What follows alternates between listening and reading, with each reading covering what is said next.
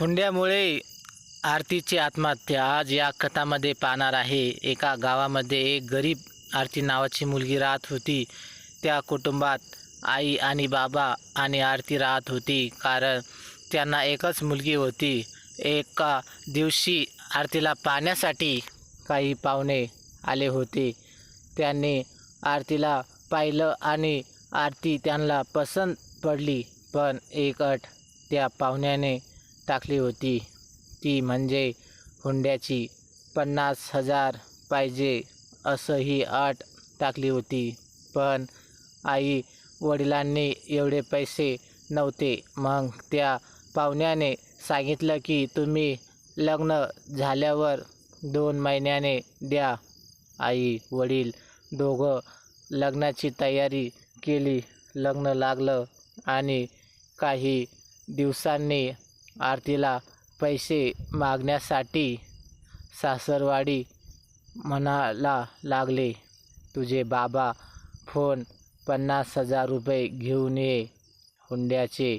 आरती माहेरी मध्ये आली. आई बाबाला भेटली. आई वडिलांना सांगितले की माझे सासरवाडीमध्ये होण्याचे पैसे 50 मागते. आई वडिलांनी सांगितले, बाळा थोडं थांब, काही दिवसाने आपण तुझे पैसे देऊ, 50,000 रुपये. आरती ते सर्व ऐकून काही दिवसांनी सासरवाडीमध्ये आले. दारात पाय ठेवला आणि तिचा नवरा अभिषेक तिला सांगितलं, 50,000 रुपये आणले का? तुम्ही सांगितले नाही हो, काही दिवसांनी माझे बाबा देणार आहे. अभिषेक काही दिवसांनी आरतीला फार सासुरास करत होता. अभिषेकची आई कोमल, ती पण आरतीला फार सासुरास करत होती. 50,000 हुंड्याचे पैसे दिले नाही आणि जर रुबाब करते, भाकरी खाते असं नेहमी तिला टोमणे मारत होती. आरती फार कंटाळून गेली होती.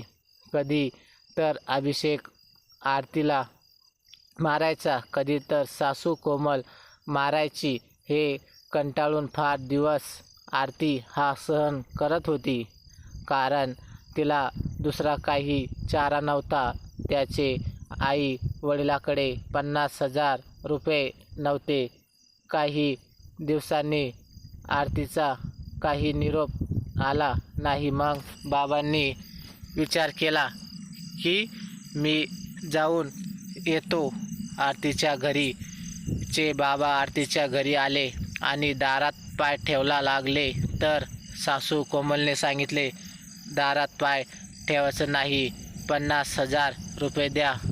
पाहिल्यानंतर दारामध्ये पाय ठेवला नवऱ्याने मुलीला. घराच्या बाहेर वडिलांना पाहण्यासाठी वडील डोळ्यामध्ये अश्रू येत होते. ते काय करणार?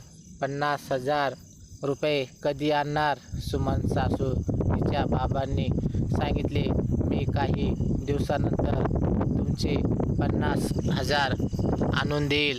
सासूनं म्हणली, ठीक आहे, त्यापर्यंत आमच्या घरी पाय ठेवायचं नाही आणि तुमच्या घरी आम्ही तुमच्या मुलीला पाय ठेवून देणार नाही. हे सर्व ऐकून वडिलांचे डोके फार दुखत होते. घरी आल्यावर आरतीच्या आईने विचारले की आरती बरी आहे का, भेटले का? बाबांनी म्हटले, तिला खरं सांगू फायदा नाही, जादा टेन्शन घेईल. सांगितलं, आरती चांगली आहे, मी भेटलो. आरतीच्या सासूने आणि नवऱ्याने खूप माझी पुढे केलं आणि जेवणसुद्धा मी करून आलो. आरतीच्या वडिलांनी हे सर्व खोटं आरतीच्या आईला सांगितलं होतं, कारण खरं सांगितलं तर ती फार चांगलं टेन्शन घेतलं असतं. तिचे वडील नेहमी विचार करत होते, 50,000 रुपये कडून आणावं. आता तर शेतीमध्ये माल पण निघाला नाही, माल पण होत नाही जादा, मग काय करणार? ह्या गोष्टी नेहमी विचार करत होते. तिकडे आरतीला अभिषेक सासू कोमल फार तिला सासुरास करते. नवरा नेहमी तिला दिला होण्याचा, सासू पण झिपऱ्या धरून मारायची. हे दररोज चालू होतं. कधी कधी तर तिला जेवणसुद्धा देत नव्हते. सासू नेहमी मार खाणारे आरती परत नवऱ्याची सेवा करण्यासाठी उभा राहत होती. तिला वाटत होतं की आता तरी नवरा आणि सासू सुधरेल, पण ते काही सुधारण्याचे नाव घेत नव्हते. त्यांना फक्त पैसा लागत होता. 50,000 रुपये आण, मग तुला जेवण टायमावर देतो. मी काही दिवसानंतर शेजारचे व्यक्ती एका दिवशी वडिलांना भेटले.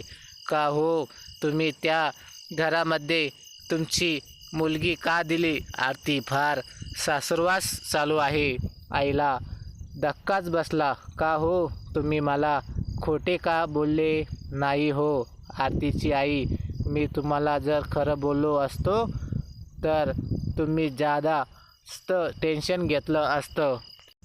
आपल्या आरती सुखी नाही, फार सासुरात चालू आहे. तिला फक्त 50,000 रुपये लागतात. सासूला नवरा बी तिला सासुरवास करतो, तिला मारतो. ते सर्व आत तिच्या वडिलांनी सांगितले. परत समोरच्या बाजूच्या व्यक्तीने पण सांगितले. हा धक्का बसला होता तिच्या आईला. पण काय करणार? हुंड्याची 50,000 कुठून देणार? त्यांना ही नेहमी डोक्यात विचार करत होते. दोघं तिकडे आरतीचा सासुरात चालूच होता. एकाच दिवस असा आला की आरतीला रॉकेल टाकून मारायचा प्रयत्न केला आणि काही थोडा जळाली होती. मग काय दवाखान्यात नेल्या सरकारीमध्ये. तिथे आरतीचे वडील आई आणि आले. ते आरतीच्या पाहून धक्का बसला त्याला, कारण आरती थोडी जळाली होती. पोलीसवाले आले आरतीला विचारण्यासाठी. का तुम्हाला काही छळ आहे का? तुम्हाला हे कोणी जाळले का? तुम्ही स्पष्टपणे आम्हाला सांगा. वडील आई त्यांच्यासमोर बसलेले होते. सासू कोमल आणि नवरा अभिषेक पण होता. की माझ्यापासून बसा, मी रॉकेलच्या डबक्यापाशी होते, त्यामुळे मला भडका लागला आणि मी भाजले. एवढे बोलून पोलिसांनी स्टेटमेंट घेतले आणि तिथून निघून गेले. काही दिवसांनी आरतीला सुट्टी भेटली. ती परत सासरवाडीमध्ये होते. माहेरी तुला जाण्यास नकार होता. मग काय? सासरवाडीमध्ये काही दिवसानंतर तिला चांगलं ठेवलं, खायला प्यायला दिलं आणि म्हटलं 50,000 रुपये घेऊन ये, नाहीतर या घरात तुला पाय ठेवलेला नाही. तू आता माहेरी जाय. काही दिवसानंतर आरती आई वडिलाकडे आली आणि बाबाला म्हटले, बाबा आम्ही चांगले आहे, तुम्ही कसे आहे? चांगले आहे का? आरतीच्या वडिलांनी म्हटलं की या आमच्यापाशी सध्या पैसे नाही, पण आईचे सोनं मोडून आम्ही 25,000 रुपये जमा केले आहे, तेवढे तो तुझ्या सासू आणि नवऱ्याला दे. काही दिवसानंतर आरती सासरवाडीमध्ये आल्यानंतर दारात पाय ठेवायचे अगोदर अभिषेक नवरा आणि सासू कोमल यांनी विचारले, पैसे आणले का? आरती म्हणते, हो, पण कमी. आणि सासूमध्ये किती आणले? आरती म्हणते 25,000, पण पुढे जाणार आहे. बरं ठीक आहे, तुझं 2 वेळेचं जेवण आम्ही कमी करू. सासू म्हणते, एकाच वेळेस तुला जेवण करायला लागेल तरच घरात पाय ठेव. आरती म्हणते, ठीक आहे, मी यायला तयार आहे. काही दिवसानंतर 8 दिवसात पूर्ण चालू होता. ती कंटाळून गेली होती. आता काय करावं मला काहीच कळेना. आरतीने एक विचार केला की की आपले आई वडील खूप कष्ट करून ती 25 त्यांना दिले आहे, तरीसुद्धा हे मला छळ करतात. मग आता मी तरी काय करू, हे पुढे विचार नेहमी करत होती. मध्यरात्रीचा वेळ होता. आधी 2 ते 3 वाजले होते. आरतीला विचार केला की आपण आता हे जग सोडून जाणार आहे. आपल्याला तरच आपली आई वडील सुखी राहील, नाही तर त्यांना 25,000 कुठून देईल एवढा म्हणून ती विचार करत होती. आणि घरामध्ये खोलीमध्ये वरती घराच्या कोपऱ्यामध्ये दोरी बांधून गळ्यात फासा अटकला. खाली एक टेबल ठेवला होता. टेबल लाथ मारली. तळमळ करून आरतीने आपलं जीवन संपवलं. सकाळी झाली होती. आरतीने तळतळ करून आपला जीवन संपवला होता. सकाळ झाली. आरतीची सासू कोमल आणि नवरा जोराने आवाज दिला. अभिषेकने आवाज दिला, कुठे मरून पडली का? जेवण नाही करायचे का? जेवण करायचे का आम्हाला? जेवण कर पटकन, नाही तर लय फटके देऊ. तिचा आवाज काही येईना. मग सासू पुढे. कोमल आली. दारापाशी पाहते. दार लावलेला आहे. उघड दार. आरती उघड. नंतर अभिषेक पण आला. उघड दार. पण काही आरती मधून दार उघडत नव्हती, कारण तिने आपलं जीवन संपवलं होतं. ते काय दार उघड? यांना काय माहीत काय झालं. मध्ये काही वेळ झाला पण उघडाला नाही. मग त्यांनी विचार केला की आपण ही दात तोडू, मग आज तिला पाहू. त्याने दोघांनी दार तोडला. पाहिलं तर आरतीने फासा लावलेला होता आणि तिथे जीवन संपवलं होतं. हे सर्व गोष्टी पोलिसांना कळालं.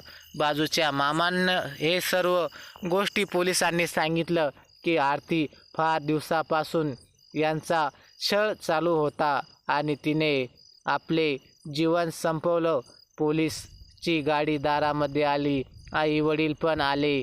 आज तिला पाहिलं तर त्यांचे सगळे जीवन संपलं होतं, कारण त्यांना एकच मुलगी होती. ती पण आता नाही राहिली. 25,000 हुंड्यासाठी बाकी होते तेवढे जर दिले असते तर आपली मुलगी वाचली असती. त्यांना धक्का बसला होता. त्यांना काय माहीत असं होईल म्हणून मुलीला वरून फाश्यावरून खाली उतरला. पोस्टमार्टम करण्यासाठी गाडी केली. दवाखान्यामध्ये काही वेळानंतर दुपारी झाल्यानंतर आरतीचे अंतिम संस्कार झाले आणि पोस्टमनचा रिपोर्ट आल्यानंतर तिने स्वतःही गळ्याला फासा लावला होता. पण नवऱ्याला काही नव्हतं झालं. पण शेजारच्या आहे का मामाने सांगितलं होतं की त्यांच्या खेळामध्ये आत्महत्या केली आहे. हे सर्व गोष्टी पोलिसांना डोक्यात आल्या होत्या. तिला मारलेलं काही ते, पण त्या आधारे तिचे चट्टे अंगावर पायावर चट्टे सगळे गोष्टी अवलंबून आले होते. पण तिला फाशी स्वतः घेतल्यामुळे पोलिसांनी थोडा वेळ लागला आणि सासूला आणि नवऱ्याला अटक केलं. काही दिवस पोलीस स्टेशनमध्ये ठेवल्यानंतर सासू कोमल आणि नवरा अभिषेक हे कबूल झाल्या की आमच्यामुळेच तिने आत्महत्या केली आहे आणि तिला माहेरून 50,000 रुपये होण्यासाठी आण म्हणून होतो. नेहमी आम्ही सासूरास करत होतो, त्यामुळे तिने आत्महत्या केली. हे सर्व ऐकून पोलिसांनी त्यांना चांगली झोप लागली आणि कोर्टाने त्यांना जन्मठेपाची शिक्षा दिली. पण काय आई वडिलांना काय भेटलं? 25,000 देऊन. पण त्यांची मुलगी आता या दुनियामध्ये राहिली नाही. त्याला जन्मभर त्यांना मुलीचा पश्चाताप शिवाय काहीच राहिलं नाही. या जगामध्ये अजून पण आरतीसारख्या बऱ्याच मुली आहे, त्या हुंड्यामुळे आत्महत्या करत आहे. तर आपण फक्त ही कथा त्यांच्यापर्यंत पोहोचली पाहिजे. एवढे अवघड हुंड्यामुळे आत्महत्याच्या मुलीची संख्या कमी होत आहे आणि हे जे चालू आहे. तर या कथामध्ये तुम्हाला काय वाटलं कमेंटमध्ये नक्की सांगा. तर मैत्रिणींनो आणि मित्रांनो, तुम्हाला कथामध्ये काय वाटलं आणि कमेंटमध्ये नक्की सांगा. आणि व्हिडिओ आवडला असेल तर व्हिडिओला लाईक आणि शेअर करा. आणि अशाच नवनवीन कथा दररोज न चुकता ऐकण्याकरिता आमच्या चॅनलला सबस्क्राईब नक्कीच करा. धन्यवाद.